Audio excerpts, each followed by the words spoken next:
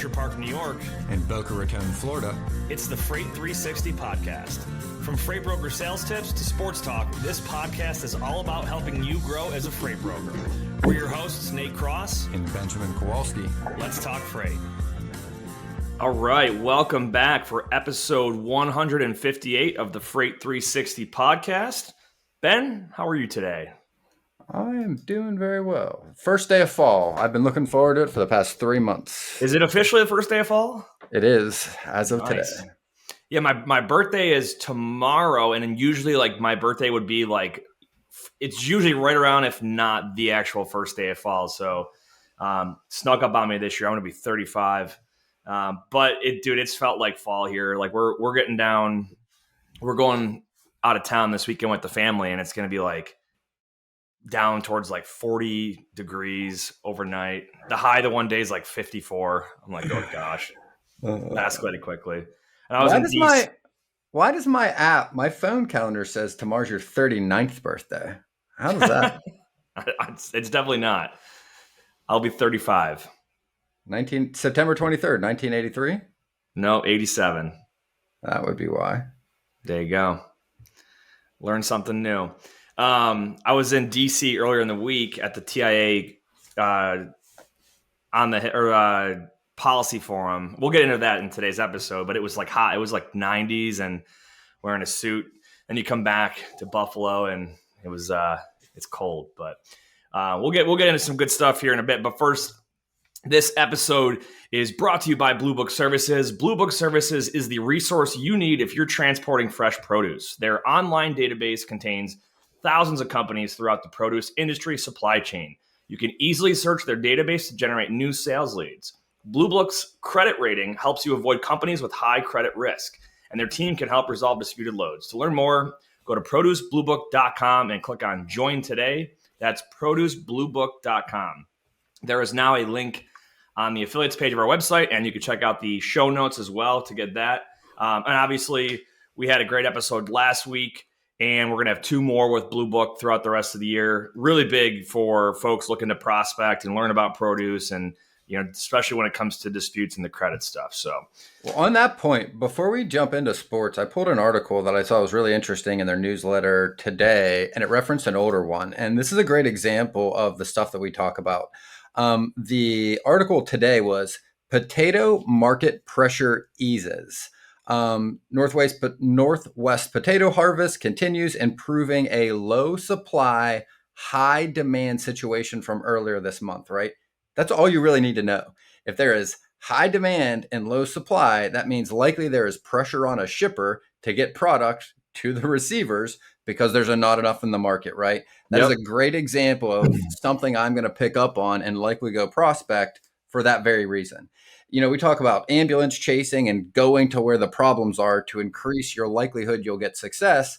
This is a great example. It also references the article earlier in the month, and I pulled that one up too from September 13th, so roughly 2 weeks ago. And what it says is, Northwest potato supplies are struggling to meet demand as harvest is in its early stages. Potato supply challenges persist in the Northwest. Demand continues to outpace harvest yields and packouts. Expect highly elevated markets and tight supply for the next several weeks. So again, they're not referencing to the truck capacity. They're referencing to the actual capacity of potatoes in the market. But again, if there's not enough to fulfill all of the demand, the people that do need it as quickly as possible because they usually don't have it coming from other places. Did that come from their newsletter? Yeah, it did. It was one that goes out, daily or twice daily. Twice a day. It was one of the headlines. Yep. One of the reasons, like we said last week, why you should definitely be subscribing to newsletter. I mean, that's one of them. There's other ones too. Like FreightWaves has a good one. We talk about a lot of the news, but stay informed and know what's going on around you in the marketplace. So, yep. Little sports talk here. I'm 2-0 on my predictions. I said the Bills would have another double-digit win, and I did personally place a bet, an alternative spread bet on the Bills to cover 17 points. And oh boy, did they ever! 41-7.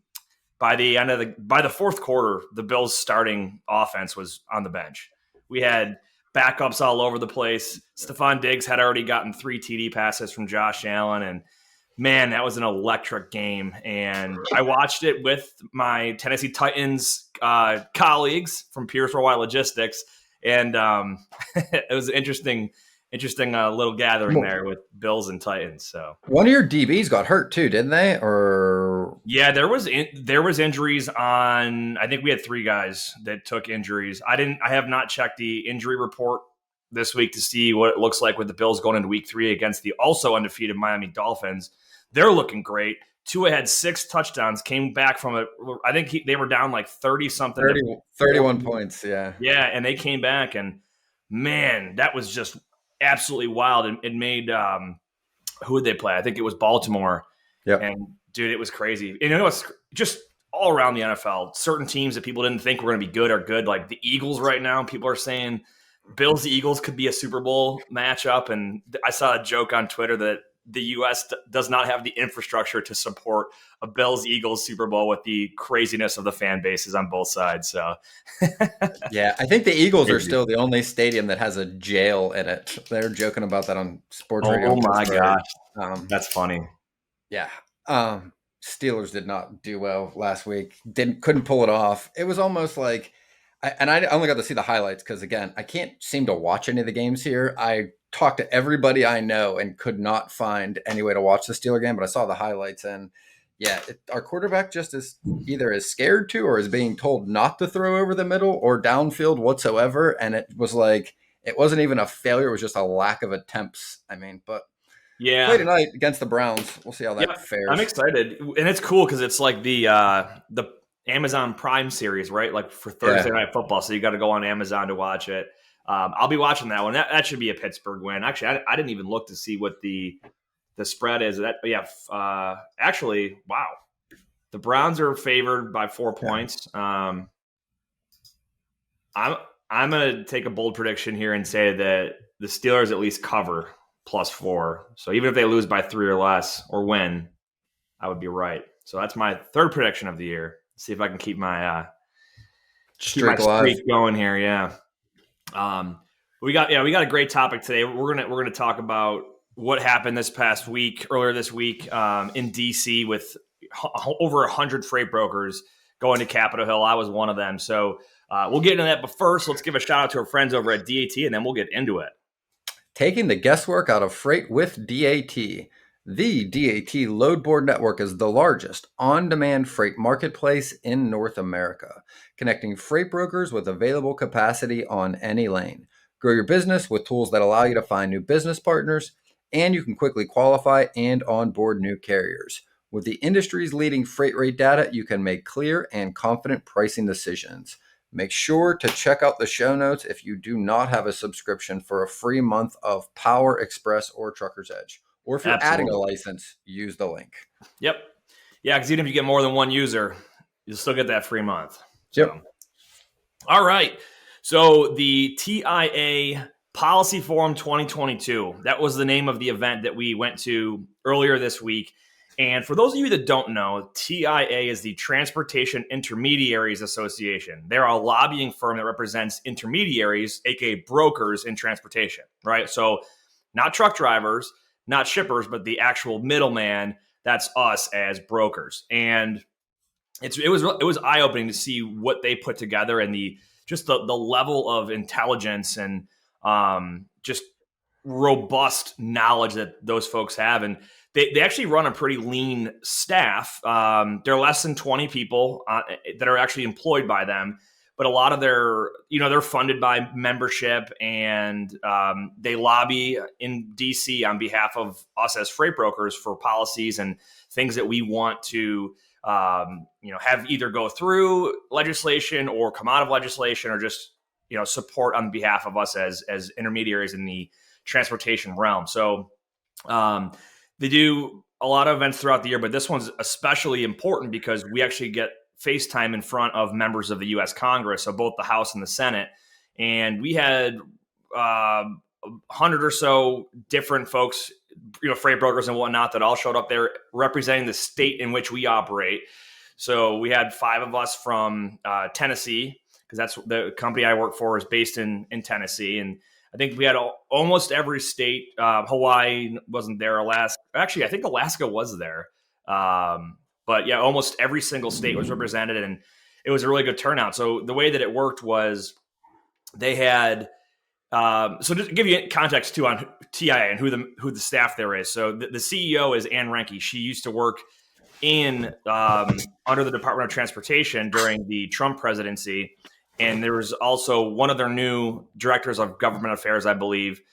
He was he worked on Capitol Hill under some Congress and congressmen and women over the past X amount of years, and just a lot of really, really smart people there that they understand transportation and they understand politics. And that's oftentimes two things that, don't really, coincide as far as being an expert in both. So it was really cool. So the three main things that we wanted to discuss with the members of Congress were, and I'll break each one down, but in no particular order, they were the PRO Act, the rate disclosures between brokers and carriers, and then also illegal brokerage and dispatching services, aka double brokering, illegal brokering in general. So it was really, really awesome to get in there, and we had pre-scheduled meetings. I personally was a part of 6 of them. I got to meet a senator the night before as well at an event.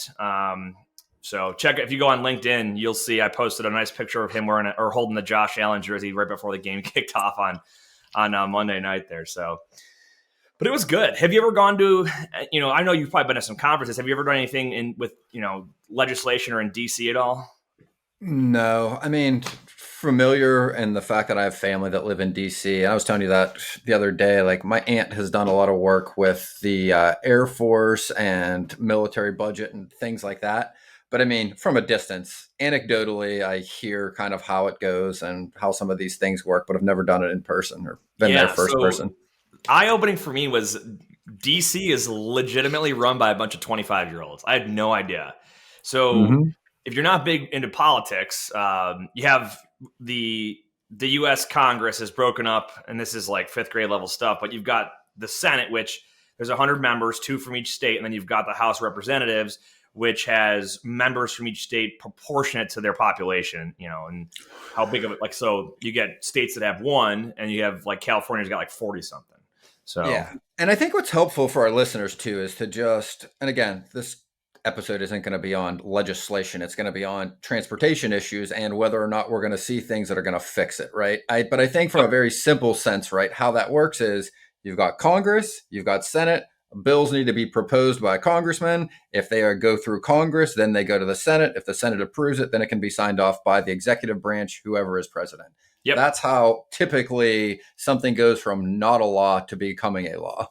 Yeah. So what's interesting is obviously each member of Congress, you see your representatives and your senators, they can't be experts on every issue. So they rely on their staff to be well informed on what's going on. So there's literally young, right out of college interns, and you've got these legislative assistants that are maybe in their mid to late 20s or in their 30s. I got to meet 2 senators, an actual representative, a chief of staff, and then a bunch of legislative assistants to talk about these issues. But so I guess we'll get right in. PRO Act. Go by the first one in our notes. The PRO Act. So this was something that think about this like similar to California's Assembly Bill 5 or AB 5 that we've talked about, right? That would have an impact on the owner-operator community, on freight agents, things like that. The PRO Act is actually, it's an acronym for the Protecting the Right to Organize Act. And it has there's a lot of stuff in there that has to do with unionizing and the requirement to unionize under certain companies, having the choice to. But basically what it would do if it was passed was it would weaken those right to work states that, I think there's 27 U.S. states right now that are designated as right to work states where they're in favor of the worker over the actual company. And it would affect the ability for companies to have 1099 freight agents. It would try to reclassify them as W-2 employees. And it would affect that owner-operator community as well and really put it would throw a wrench into the capacity in that independent contract market of drivers out there. So the big push, obviously, on our side is to vote no on that. We don't want to see that spread across the country. Let me ask you something before we get into that. What was the pros? Like, what was the, no pun intended, like, what were the advantages? Why are they trying to push this? What is the problem they're trying to solve with an act like this? So there's the previous labor law that this is contending is the National Labor Relations Act, or the NLRA, if you ever heard of it before. But what that does is it's got various protections related to employers' rights to organize, so to unionize, and collective bargaining in the workplace. So it's really intended to enable folks to unionize more. But the way that it's written so broadly is similar to AB5. It pulls in almost like unintentionally the transportation. We fall under the scope of what that legislation would be, and it would really impact the 1099 situations that are beneficial and help out the transportation world. So, like, for example, it's kind of the same stuff as AB5, right? Like, there's the goal of the legislation, and it's states that tend to lean left are obviously trying to encourage the ability to unionize and have collective bargaining agreements put in place, whereas states that lean right are on the other side of that spectrum when it comes to their opinion and their beliefs on it. But where it really hurts us is the unintended consequences. So the 1099 works very, very well in transportation with leased on owner operators and with independent freight agents. Okay. If you have an agent that works for a company and their 1099 contract, right, they're not employed. So we're not their boss. They're not our employee. We cannot tell them how much business they have to do. We can't tell them what time they have to be at their desk. We can't even supply them with a computer or phone system. They are operating their own business. In addition to that, they can go work in, you can be an agent for a full truckload company, and then maybe you want to be an agent for an LTL company, and you want to be an agent for a freight forwarder, because you have different lines of business that fit better in someone's business model. And if you go with that employment role, the W-2 model instead of 1099, there's a lot of times where these non-competes will come into play, and you'll have conflict of interest, and it does not enable those folks that are experts in certain areas to really diversify themselves across different parts of the industry. So if someone is really good at full truckload and at LTL, and they get better service being independent contractor through one company for full truckload and vice versa through LTL, they can do that in the 1099 model, but they often cannot do that in the W-2 model. So, and the same thing we've talked about before with truck drivers, that they want to be the owner operator, they want to run their own stuff when they want to, and then they want to contract on or lease on with a certain company for other stuff. It would not allow that to happen under the PRO Act or AB5 as we've seen in California. Does that make sense? Yeah, and I'm guessing, and again, this is a big assumption, but I'm going to assume that one of the advantages or the reason there's a push to have something like this is to force companies to pay a fair wage instead of allowing them to kind of sidestep it with a 1099. And what I was going to say is, like, I've seen this. It happens a lot in sales where a company will classify the person, because it's not an employee, right? They'll classify the individual as W-2 or 1099, but then treat them like an employee, require them to be there, require them to be in meetings, right? And then the reality is like, they want the best of both worlds. Like, I've personally gone through that, right? In fact, our attorney, the one we both use, has helped me in similar situations to that, where It's like, you got to be on one side or the other. I'm either an employee or I'm not an employee. You can't have it both ways. And the one side is like, if you're 1099, and a lot of times, like, some of these things aren't enforceable, you're also outside of the, I think it's the FTC, the Federal Trade Commission, that makes sure you get paid a minimum wage for hours. And I know there was a big lawsuit, I think, that is still ongoing with TQL related to that, meaning they were all getting paid roughly, we'll say, like, high $30,000. But when you divide out the amount of hours they're actually working, they're making less than the national minimum wage. Yeah. And that has been an issue in salespeople in general, too. So, I think there are two sides to that coin. But in my opinion, I think it hurts way more than it's going to help. Yeah. So the big push was to vote no on that. And what I think is, you could attempt to revise the legislation to have it more specific to what you're really trying to get at, because the collateral damage of a lot of these bills, it hurts people that it should not hurt, right? Like the independent, the owner operator, right, that does not want to be classified as W-2 for a variety of reasons, they're going to be, they're forced to right now in California, and that could be the same way under the PRO Act. Same thing with freight agents. It would essentially disrupt the freight agent business model, which has become so prevalent in the last 10 or 15 years. So I'm not really worried about the ramifications on that. Literally, I mean, Tennessee, obviously the politics there, everyone we met with basically just shut us up and said, don't worry, we're not voting yes to that. So we got check the box on that one. But there was other states where, like New York, California, they had to make a legitimate, give their case as to why it would hurt the industry. And that's really what lobbying does for this industry, is we have a voice in front of the legislative branch of our government to really speak to why the way it's written right now, it negatively impacts the hardworking Americans out there that it shouldn't. So that was the PRO Act. All right. Dig into rate disclosures. What's the deal with rate disclosures? Let's go back. We talked about this in the past. Just to clarify, there's you hear like truck drivers demanding that freight brokers disclose their customer rates, right?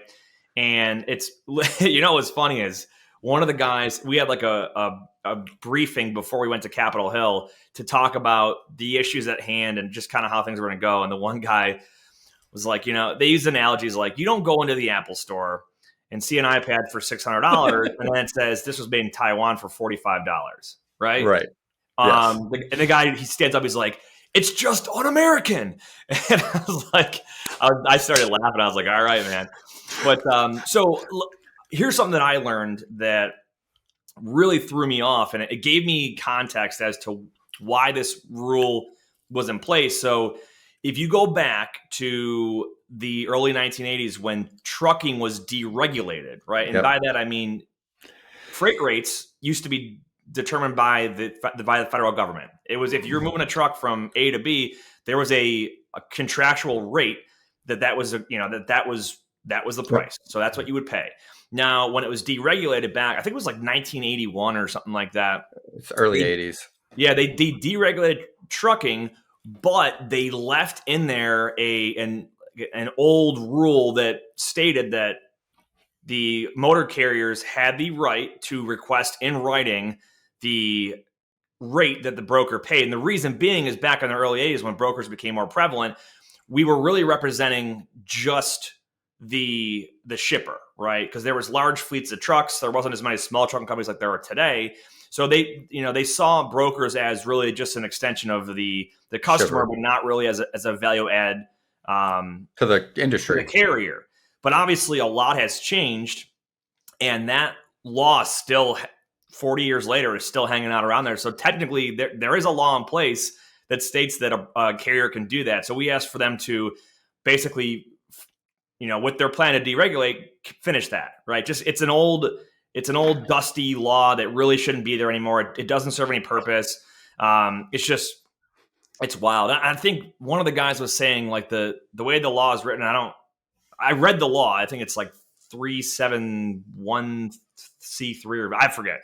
But either way, like there's further information out that states like you have to respond to them within like 24 hours or something like that. And could you imagine if some of these companies that move hundreds of loads a day, if you'd have to employ additional people just to meet the standard there? But on top of that, there's no reason that we should be disclosing our rates to carriers. Because think about this, a lot of the business that we do in the contract world is on an annual basis. And there's times when we have to take a loss, right? Just to be, and then we'll make up for it at later parts of the year, right? By having contractual rates, we give consistency to our customers. The carriers are the ones that kind of see the rate fluctuation on that throughout the year. But I mean, there's times when we'll lose $50, but 6 months later we'll make 500. Oh, There, I'd say every month, at least a load, if not a few, I'm going to take a loss on. And one of the things that like we talk about even in coaching and in freight brokerage is like that is one of your value adds back to a shipper is helping them keep their budget more predictable. Not necessarily lower, but more predictable, right? So that they can budget for it, predict their costs a little better. On the other side of that fence is the carrier market. Well, guess what?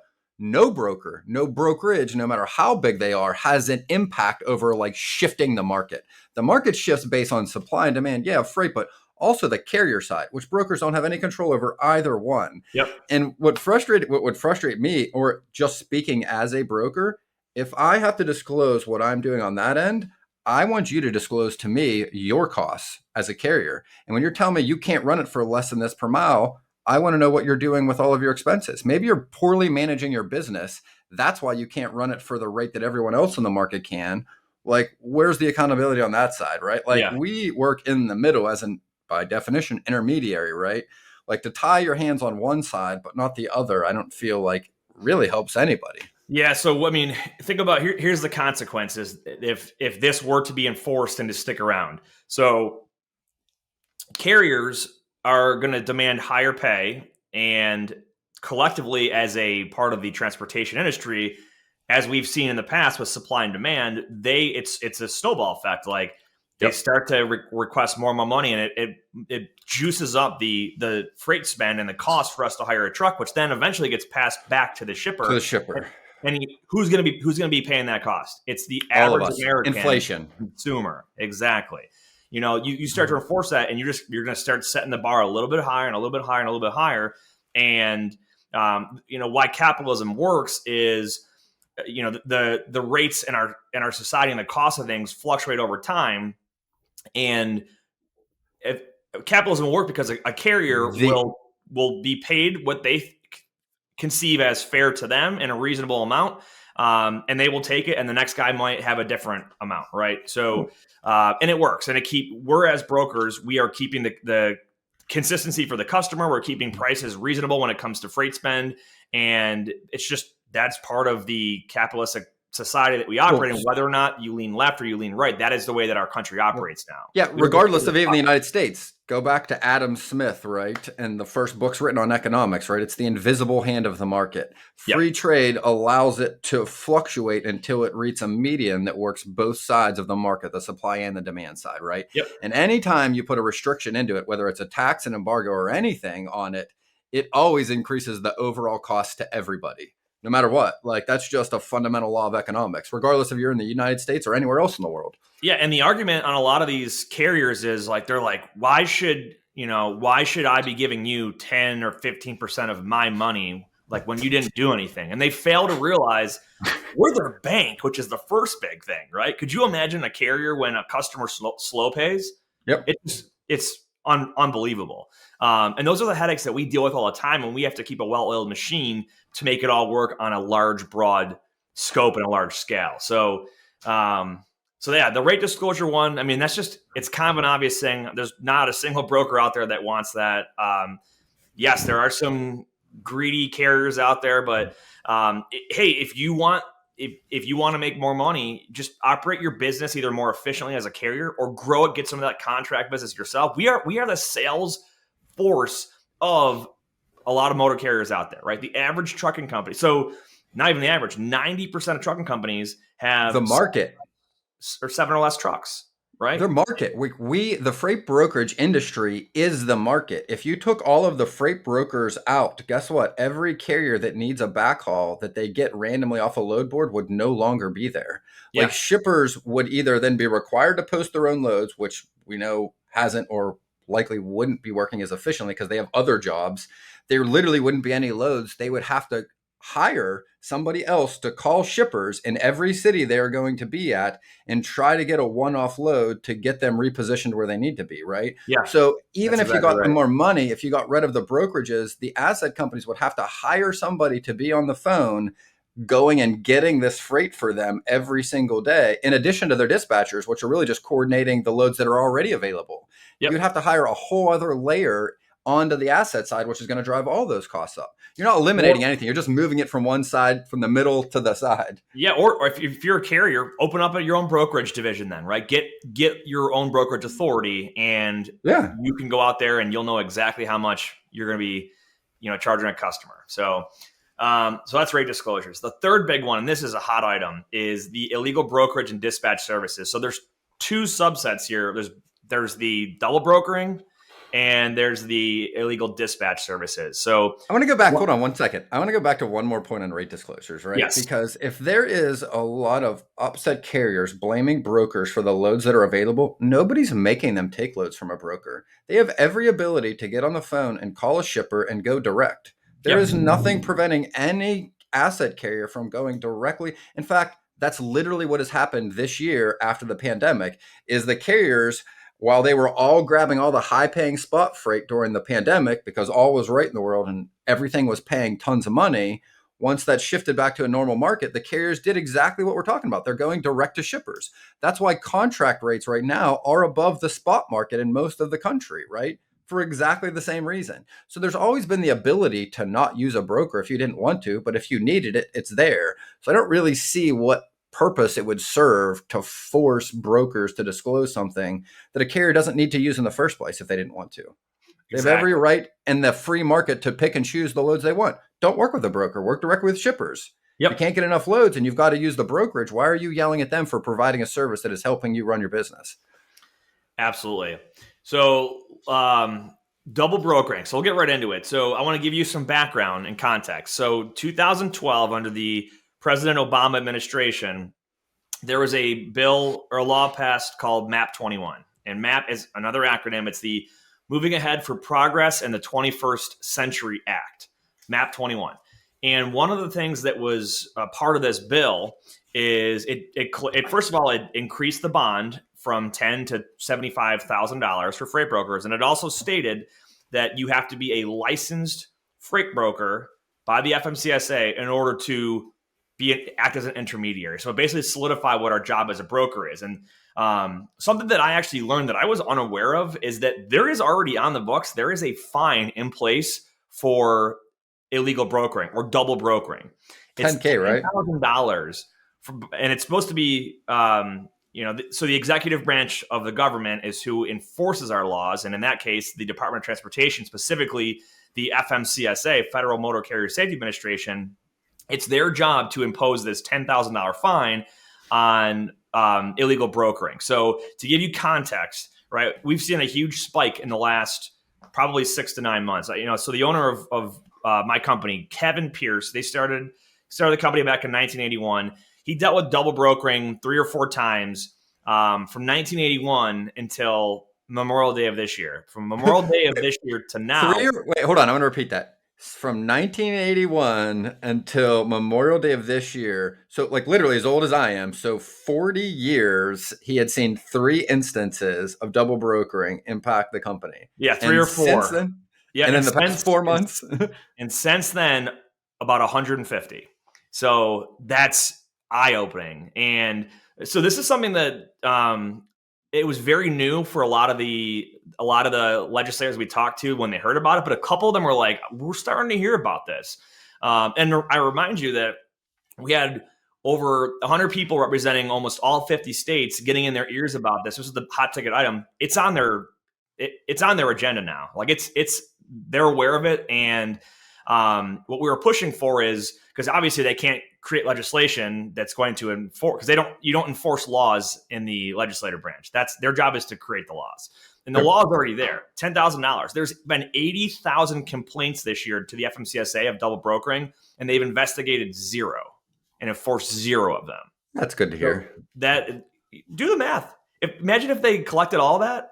It's like almost, what is it, $880 million or something just insane like that, or 800 million. I don't know. I can't do the math, but so yeah, some of those are probably duplicate reports on the same carrier, but think about all the ones that have not been reported because we're like, we're not going to report them and waste our time because it happens all, we've reported 0 of them at Pierce out of the 150 or so. $800 million, by the way. So very close to like $750 million.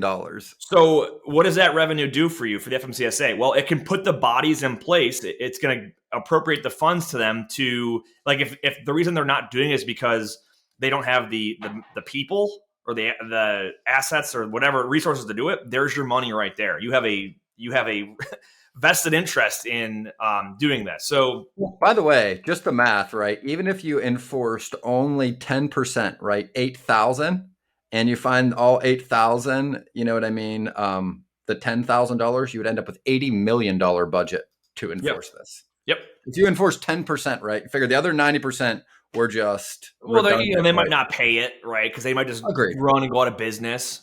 But again, zero enforcement, no money collected. So what we were pushing for is enforce it, and then if they're a repeat offender, you remove their authority, right? It's that simple. So, like, it was funny. The one guy was like, basically, because he was a lawyer, right, that went to politics, and he's like, oh, so that would be like, disbarring them. We're like, exactly. That's a good analogy, right? Because they're licensed and authorized by the FMCSA to be a motor carrier, and if they're trying to operate if they're trying to do brokerage activities illegally, then you pull their carrier license. You can't do anything. So that's kind of what we're pushing for. So let me ask you this: if you get that, what's preventing the individual from just greenlighting another MC 30 days later? Will it go all the way back to the individual? You've got that protest period when you apply for a brokerage, right? So if somebody is, let's say that because what some of these guys are doing is they have an asset company and they have a brokerage company. They'll take the load from a broker posing as their asset company, but then they'll use their broker authority and think they're actually doing it legally, but they're doing it illegally because there's deception there. And like the folks we met with, they're like, this is violating at least 4 or 5 federal laws by what they're doing. Wire fraud. We're like, yes, it is. So, and they're like, why is nothing being done? We're like, that's why we're here. Well, they're like, what do you want us to do? We're like, shine the light on the FMCSA. And what they suggested was 2 things. Number one is they're wanting the TIA, the folks in Washington lobbying for us to initiate something with the Commerce. What's it called? Whatever the group of people that deal with certain specific things. Oh, Commerce Committee, right? They're wanting TIA to lobby to the Congress or the Commerce Committee about enforcing this. And the second part was to get the FMCSA, part of the Department of Transportation, to get them on the House floor on the record to talk about this, to find out what's going on, why aren't they doing anything about it, to really just put the pressure on them. So, it's crazy. I mean, the instances we talked about, there's a ton of them, right? There's the ones that they use an actual brokerage authority to rebroker it, even though they posed as a carrier. Then yes, you want to throw out their brokerage authority, and if you have to, you could throw out their carrier authority or whatever. And remember, there's a 10-day protest period when you apply through the FMCSA to be a broker, in which anybody can give reason to the FMCSA as to why you cannot be granted a brokerage authority. So if they know that this person with their name applied to be a broker and this was their MC number, if they have these violations against them, that would be a valid reason to protest against them and not have them be granted a future authority. So that's how you can prevent them from doing it going forward. Again, there's going to always be ways to skirt around it. The goal here is not to get rid of it 100%, but realistically, the goal is to have a big enough impact that we can reduce the frequency of it so that we're dealing with less headaches, less money out of pocket. Because think about it. When someone double brokers or triple brokers or whatever, we've seen quadruple brokers, the actual driver who hauled it doesn't get paid. So then we end up paying the freight bill a second time as a broker to take care of them. We've already paid the scammer once, and now here we are having to foot the bill a second time. And there's no recourse either. I've never heard of anybody ever recouping any of the money in any instance where this is one of the things they asked us too is you're like, well, is there a way to see the reporting on it? And we're like, well, no, there's not. You can't go to the FMCSA website, type in an MC number, and find out if they've been, if they've double brokered before or had a report against them. And we're talking about how you have to literally pay a third party to get this additional, do the government's job, to do the government's job for them. So it's funny. One of the guys that was there representing his brokerage, he contacted the FMCSA and he said, I would like to request a copy of the reports that have been made to you guys on carriers that have rebrokered a load.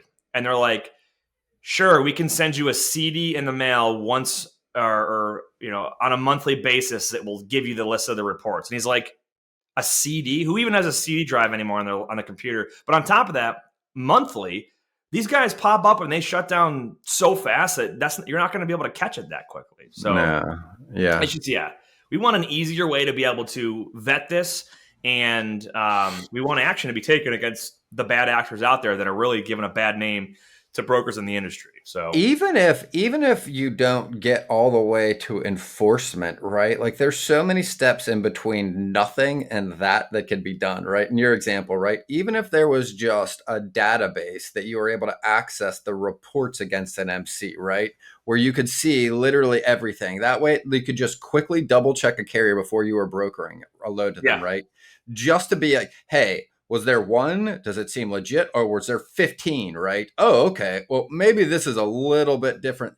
And I'd be curious to see if any of these other carrier companies, these third parties that deal, not carrier companies, third party companies that are supposed to vet this for you, how much of that info is actually being imported into their systems. Yeah. So really what we're having access to through third parties is brokers self-reporting on issues that they've run into, right? Freight guards, Carrier 411. Carrier 411, yep. Freight guards, all that stuff. So yeah, that's the big issue here is we're having to pay money to a third party to do the government's job that they're not doing. So, and what some of the members of Congress told us is, it would be very difficult for the FMCSA to be required to post reports against an organization if they've not yet been adjudicated or basically, investigated and settled, right? So you might see, there's been 50 complaints on this carrier, but since zero has been done about it, right? They can't legally report on it because nothing's actually been investigated. It's hearsay. Yeah. But, there's got to be some way that we can differentiate between they've been quote unquote convicted of double broker or illegal brokering and reports against them. So, well, to be honest, it's kind of an asinine excuse to begin with. They're like, well, we can't put the information out because we haven't adjudicated it. Well, why haven't you adjudicated it? Well, because we're not enforcing anything. So the fact that you're not enforcing anything or adjudicating anything means you can't even do the intermediary step. Then okay, let's do something here. Yep. And then so the other part, the illegal dispatch services, is we're asking the FMCSA to give clear guidance on what a dispatching service is, just to kind of put that in writing so we know, because there's a lot of these dispatching services that are popping up that they're kind of teetering the line between brokering, acting as brokers or acting as a dispatcher on behalf of a motor carrier. And that's where we're asking for a line to be drawn. And honestly, a lot of the illegal brokering scams and activities have been popping up in foreign places, right? So like some of the ones that we've been seeing are like Moldova, Crimea, Armenia, parts of Ukraine, Pakistan, India.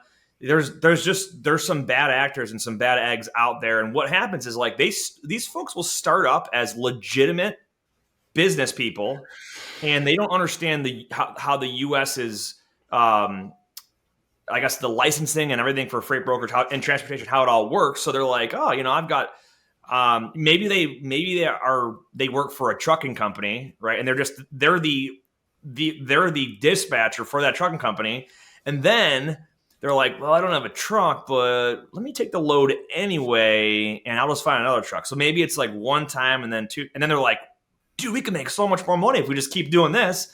And then, next thing you know, they're just illegal brokering back and time after time after time. And to that point, we both have been on calls a lot this year to exactly the point, right? So much more prevalent now than it was before, but have literally been on phone calls with teams in some of these other countries, and some in the US too.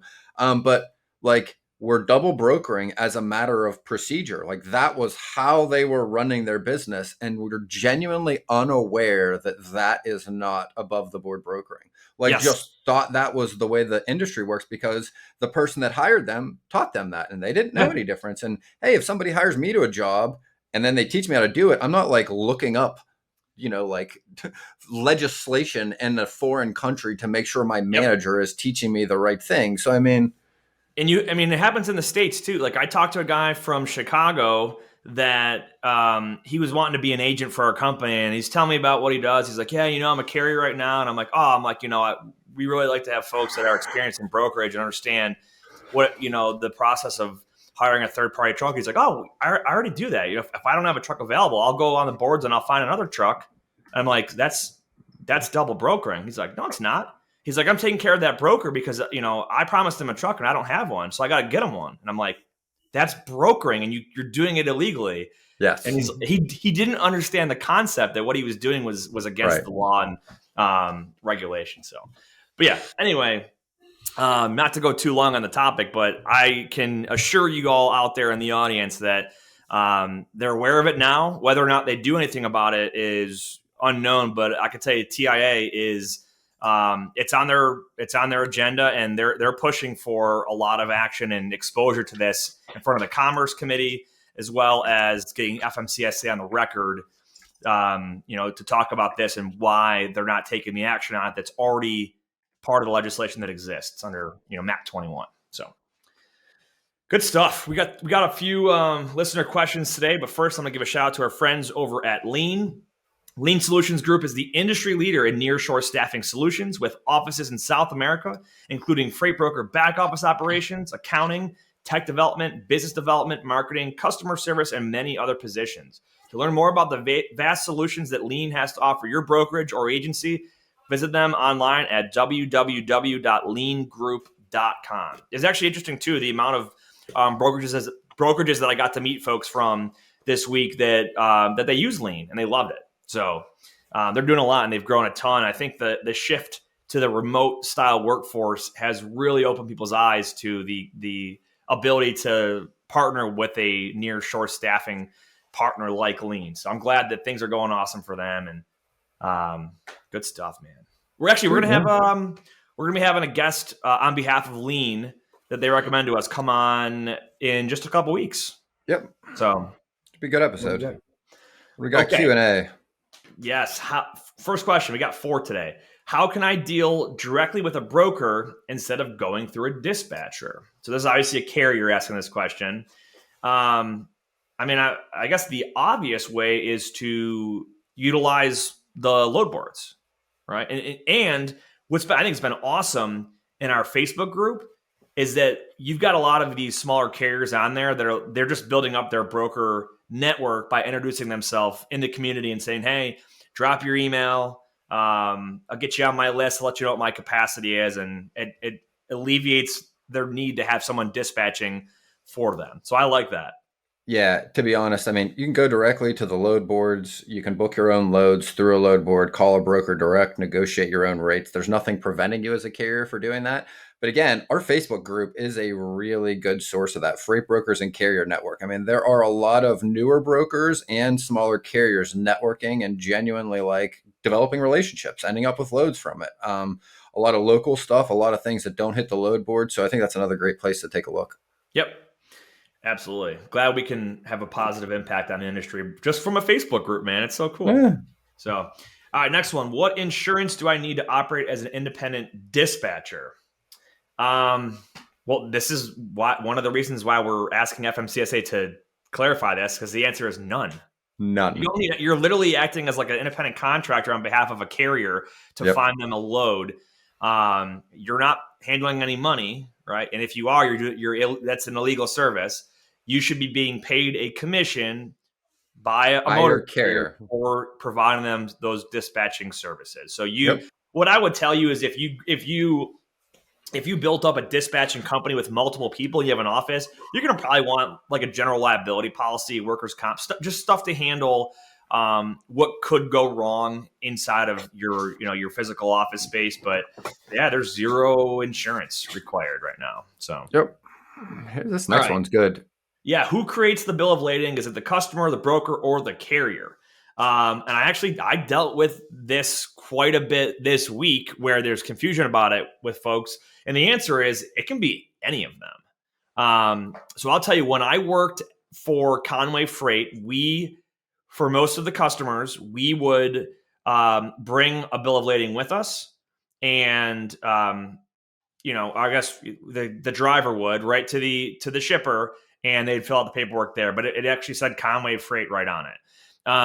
There are a lot of times customers that will prepare their own bill of lading, and the driver will not see that bill of lading until he or she actually gets there, and the freight gets loaded on, they sign it, and they accept ownership of it. And then there's a lot of customers. We see this a lot in the freight forwarding world, where our customer is asking us as a broker, as a value add, to please produce and send over the bill of lading for them to save them the time. So it can be done by any party. The thing to keep in mind here is that bill of lading, or BOL, it's a legal document. It's a contractual document that follows the custody of the freight from pickup to delivery. So us as brokers, we're not on it, or I'm sorry, we don't sign it. Our name can be on there if third party charges or whatnot, but the actual shipper is going to assign it, acknowledging the description of the freight, X amount of pallets of whatever. The carrier is going to sign it, accepting physical ownership of that freight, and then the receiver will sign it, acknowledging the receipt and condition of that product when it gets there. So if there's damages or they're short a couple pallets, that receiver is going to annotate that on there. Here's something that was interesting that we ran into this week, and it was an error on really on all parties, but really I think the broker's the one that really screwed up here. So customers been moving a lot of dry van freight in a certain lane, and then asks the broker, hey, I need a reefer, continuous at 34 degrees Fahrenheit. I'm just making these numbers up. But the broker makes the error of, he's so used to running that dry van freight, he sends a dry van in there, and the shipper takes refrigerated product and knowingly loads it on the wrong equipment. The broker clearly hired the wrong equipment, and the driver clearly let his truck get loaded with refrigerated stuff when he's got a dry van. So it's up in the air as to who's, everyone's trying to point fingers. I mean, the broker's got a big responsibility in that, but I think that's a failure on all three parties right there. I mean, it's not your first time loading fresh produce. Why are you putting it on a dry van that's 80 degrees? So that's a messy one. So, but yeah, it can be done. The BOL can be created by anybody, but the custody of that BOL is very specific. Shipper signs it, carrier signs it and takes it with them, and the receiver signs it, and then the carrier is sending that in typically to get their payment. So, all right, last question here. I'm a new freight agent, but don't know what to say on a cold call. Who should I ask for, and what should I be saying? And this applies to if you're just a new broker, a new W-2, an agent, whatever. So let's talk about first. Who should you be asking for? So Ben, in your opinion, who do you want to get on the phone? Well, you want the person in charge of transportation or shipping. So if at all possible, you should try to find that person's name, or at least a name, before you call, because that is going to help you get through the gatekeeper and just get through being screened, which is your first hurdle in a prospecting call. So if you can find a name of anybody, specifically in the transportation department or the shipping department, check LinkedIn. ZoomInfo is a great source for that. That's how you can find who you're trying to reach. Yep, definitely. And I'll add to that too, is there are some times when you need to be talking to a decision maker, right? And it may not always be that traffic manager or logistics coordinator.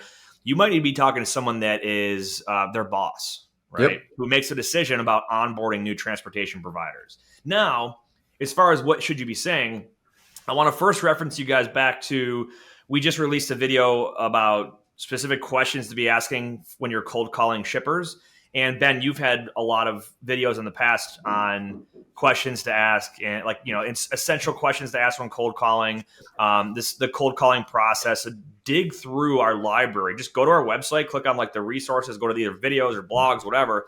Just type in sales or prospecting or cold calling, and you'll get hits for every single piece of content that we cover on here. But a lot of the things that you're going to want to be asking are things like their volume of the freight that they're moving, how often, what kind of freight are they moving, what challenges are they running into, and what are things that are important to them with their trusted transportation providers, and do they have a bid process and things like that. What you don't want to say is, "Hi, I have trucks in your area," because that's a very novice thing for new freight brokers to do, and you're screaming brand new to the person on the other end of the phone there. And to be honest, here's the thing. If you go through our YouTube content, what you'll see is we talk a lot about the structure, the approach, and why you should be doing certain things. Because again, just giving you a script isn't really going to help you, because every shipper's a little different. They're different sizes, different people, different days of the week that you're going to be speaking to them. So the advice I'd give to somebody is take a look through some of the videos to get some idea. Pick something if you're new and just go with it. Because your voice will change over time. It sure will change based on how often you're getting through, how often they're receptive, how much pushback you get. You will just genuinely change your tone and the things you say based on what's coming back at you. So pick something, just start using it, and you will your voice will evolve from there. Yeah, and we said it before. The important thing, your first 500 calls, the importance of that call is not trying to land 10 new shippers. The importance of that is to get in the rhythm of prospecting and making those phone calls, to figure out what that voice needs to change into, and what those questions and the structure of the call, how they need to adjust. So, don't overthink it. Like this person asking the question, I'd be willing to bet that they're not putting the call volume in right now, because they're like, well, I don't even know who to ask for. I don't know what to say or what to ask. Just start making the calls. You're going to make mistakes at first, and you're going to get better over time. So. Yep. Great questions, though. We appreciate it. We usually only get 2 or 3 a week on the show, but I liked all 4 of those, and I thought it was good to get them on there. So, I got to make my Bills prediction. Bills will be on the road in Miami, as I said, both 2-0 teams. Here's the odds here. Buffalo is a 5.5 point favorite, and the over-under is 52 points. I'm going to take the Bills to cover the spread. So I think Bills are going to win by – I'm not going to give the double-digit win like the first 2 games. I'm not saying it's out of the question, but I feel pretty confident on a 7-point margin or higher there. So Steelers tonight. So obviously when this comes out, we're recording on Thursday this week. So when this comes out in the morning, the game will already have been over. But I said the Steelers – to cover the it was 4.5, right? Yeah. So, or no, cover 4. So I like that one. We will see. Time will tell. Are they playing on the road in Cleveland, or are they at home? Do you know? No, I think they're playing in Cleveland. Yeah. Okay. I like it. The over/under is only at 38. There's another one I might look at tonight. Wow. So, all right. Good stuff, man. Any final thoughts here? Any last minute things you want to hit on? Whether you believe you can or believe you can't, you're right. And until next week, go Bills. That wraps up this episode of Freight 360. Check out the show notes for links to anything that we've referenced on this episode. And make sure to visit us online at freight360.net to see our entire library of episodes, videos, blogs, and more. And make sure to check us out on Facebook and subscribe to our YouTube channel for daily and weekly tips and content. If you'd like your question answered on the show, fill out the Contact Us form on our site, and we'll see you next week.